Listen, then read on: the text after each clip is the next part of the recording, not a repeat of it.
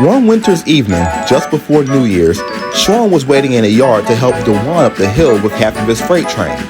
He had damaged his snowplow on Christmas Eve and was going to Denville to get a new one. It was lucky that Shaun didn't really need it lately. The weather had been pretty fair. Soon, Dewan puffed in. Shaun couldn't help but to tease him. "Hurry up, lazy wheels. I have a snowplow to pick up."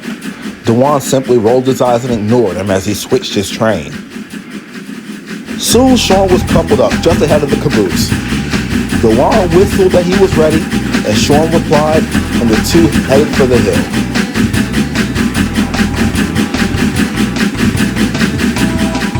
As they got about halfway up, the snow began.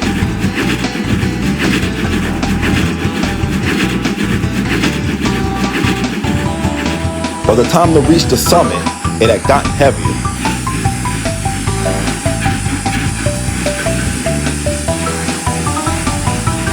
Dewan had left his cars on the siding and was going to head back to the station, while Shaun continued on to Denville.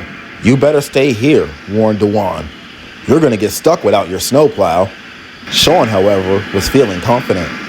"I'll be fine, Dewan," he boasted. "I'll make it to Denville before the snow gets any deeper." "You can count on that." "Okay, suit yourself," Dewan replied, and he puffed away to the safety of the yard. Just after midnight, the foreman stationed at Summit was getting a phone call from Denville. "Hello? You haven't seen Shaun yet?" "No, I'm pretty sure he left hours ago, but I'll check anyway." The foreman looked out the window. He didn't see Shaun. All he saw was the raging blizzard. "No, Shaun isn't here, but there's a raging blizzard up here." Mr. Mark then decided to send a plow train out to not only clear the line, but to look for Shaun. Sapphire and Pierce were chosen for the job. Sapphire was not happy. "You can trust Shaun to get himself stuck in snow," she huffed crossly to Pierce. Pierce only chuckled. "Well, hopefully we find him quickly." Once Sapphire was loaded with coal, they set off.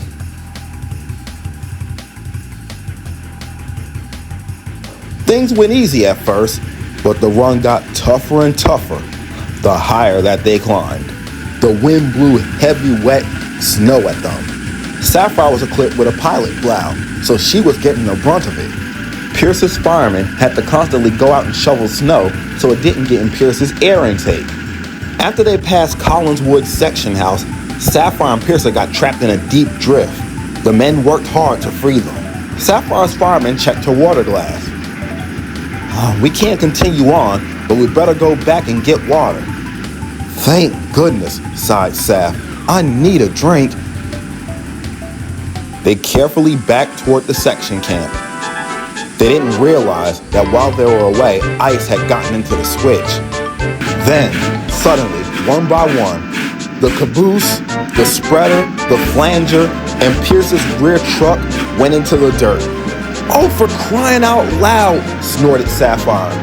"What are we going to do now?" asked Pierce. "This is a lot to re-rail." "I agree," said the conductor. "We better take shelter here for the night." The news of their derailment reached the other side of the mountain. Dewan and Lewis were then getting prepared to take a plow train up. Dewan at first was being uncooperative.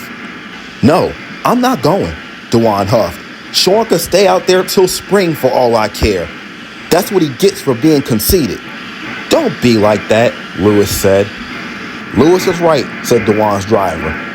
"Besides, what about Shaun's crew? They weren't rude and boastful. Do they deserve to freeze to death?" "Okay, you're right," Dewan said thoughtfully. Let's go. Dewan and Lewis were soon battling the drifts. They ran at it full throttle.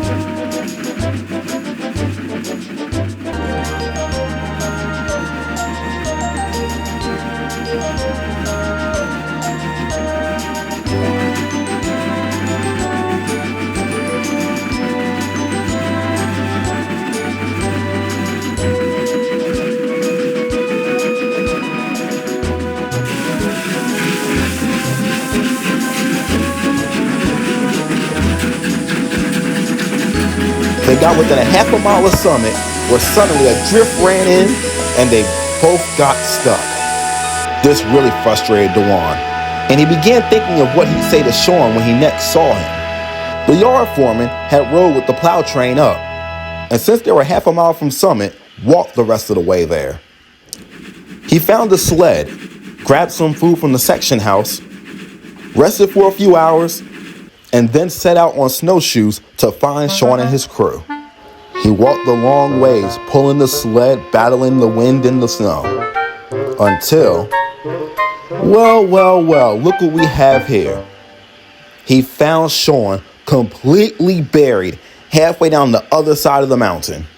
He looked inside the cab to find Shaun's driver and fireman, safe and sound. "Shaun, someone's here," cried the driver. "Oh, thank goodness," Shaun smiled.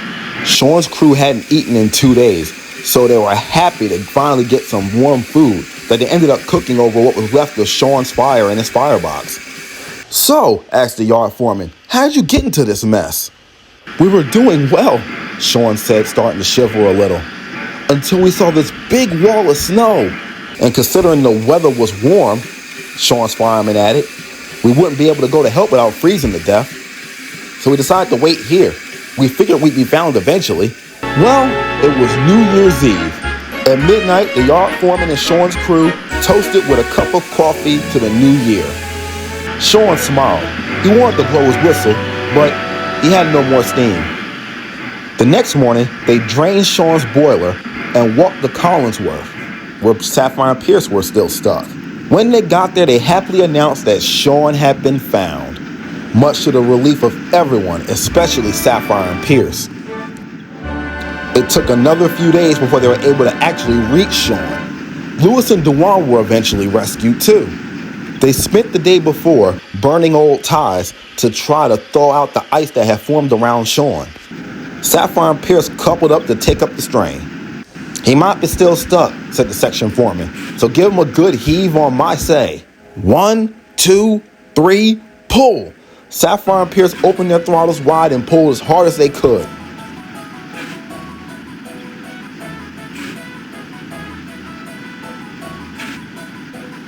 Much to their surprise, Shaun quickly came free. "Whoa!" cried Pierce. Him and Sapphire applied their brakes, but it was too late. They bumped into the work train that was directly behind them. "Ah!" cried a voice. "What was that?" Sapphire cried. The section foreman came back trying not to laugh. What happened?" asked Shaun. "The cook was making soup in the cook car. When you slammed into it, he spilt it and fell in it. Let's just say he won't be sitting comfortably for a while." Well, nobody could hold it in even if they tried. Everybody laughed. But after the eventful first of the year, I feel like they all needed that laugh. Don't you all agree?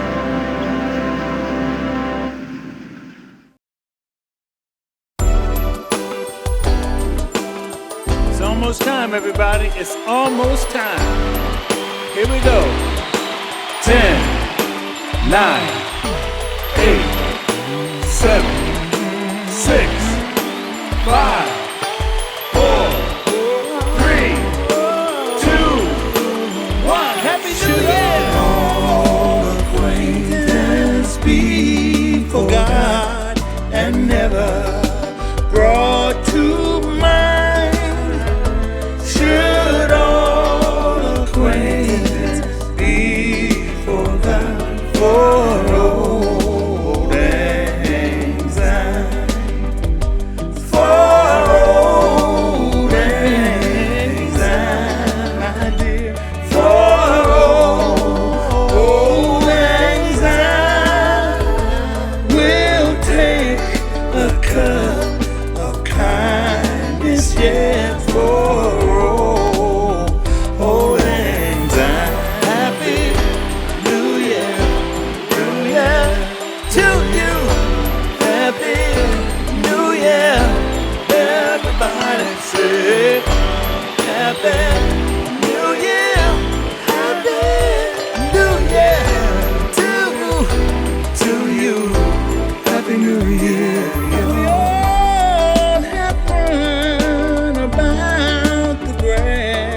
and pine. The growing's fine, but we wonder where the money would fit for old anxiety. What a year we've been through, didn't know what to do. Somehow we made it. Oh, yes, we did. We gotta keep pushing, never give up for old anxiety. For old anxiety. For old anxiety. We'll do whatever it takes to make it for old anxiety. Come on, let's go on with this new year. The old one is gone and back, and the new one is in front. So let's all get together and get ready for a new year. Should all acquaintance be forgotten? Anxiety. Should all acquaintance be? I'm gonna have to see y'all later.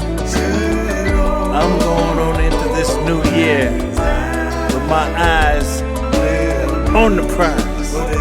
You gotta do the same thing.